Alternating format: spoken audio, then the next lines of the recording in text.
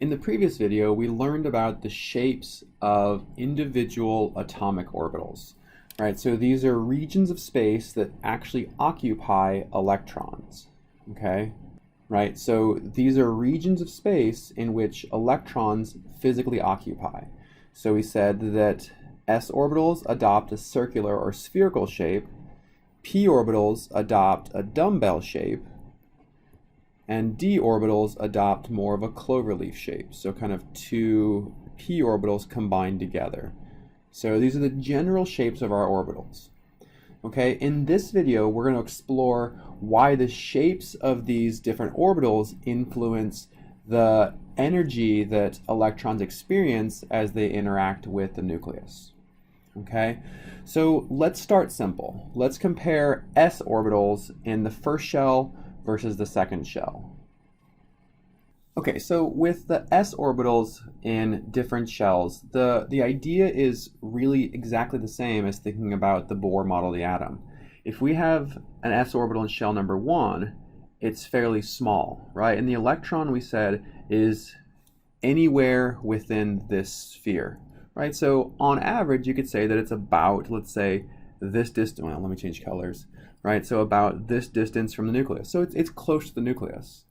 But if you switch to the s orbital in the second shell, it's bigger, right? So an s orbital in the second shell is bigger, meaning that it's further away from the nucleus on average, right? So an electron in the second shell, the s orbital, is just distributed over a larger space that's further away from the nucleus.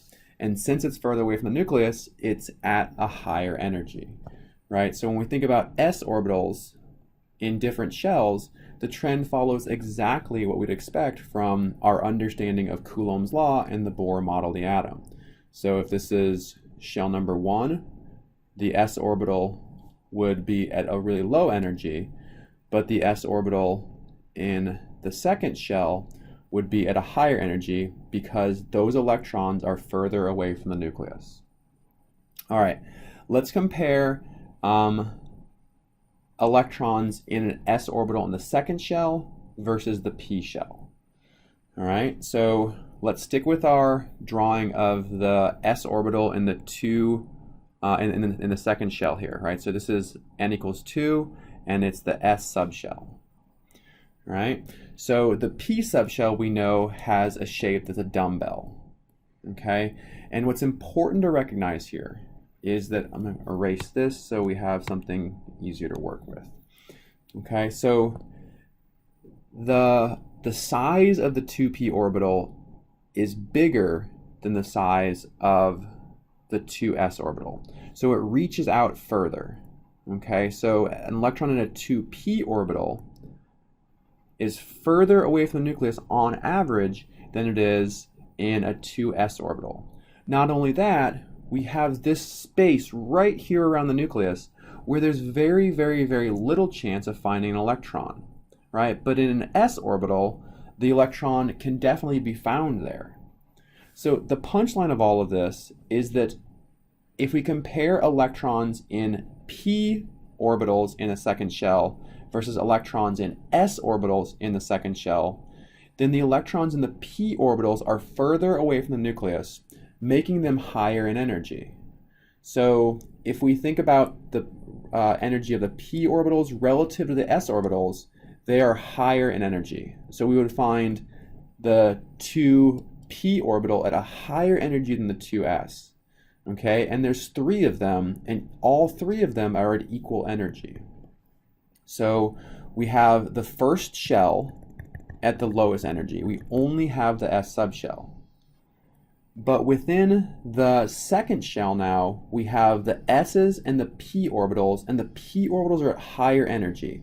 So this collectively is the second shell. If we move to the third shell, we now have 3 different subshells. And the d orbitals are even higher in energy than p. Okay, so the d orbitals are even further away from the nucleus than the p orbitals, so they're even higher in energy. So if we redraw this so I actually have enough space, okay, so we have the 1s, all right, so this 1 means first shell, S subshell. The next highest in energy is the second shell, the S subshell. And then we have 3 orbitals that are p orbitals within the second shell. We then jump up to the third shell, where we start with 1 orbital, that's the 3s. We then have 3 different orbitals that are 3p, and then we move to the 3d orbitals, and we have 5 of them. Okay, so this is a really useful type of diagram because it allows us to visualize the energy level of every single orbital. Okay, we call these energy level diagrams.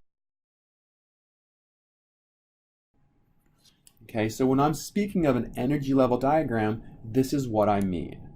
Okay, just like we saw with the hydrogen atom, we start at really low energies in the first shell, and we move towards higher energies, energies that are closer to 0, as we increase the shell, but also increase the subshell.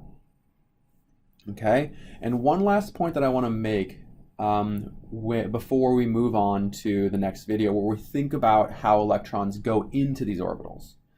Okay, and that's that when we start thinking about the 3d orbitals compared to the 4s, for reasons that we are not going to talk about because they're too complicated, the energy of the 4s orbital is actually lower than the energy of the 3d. So the fourth shell and the third shell kind of merge together in a way when we think about the s and the d orbitals.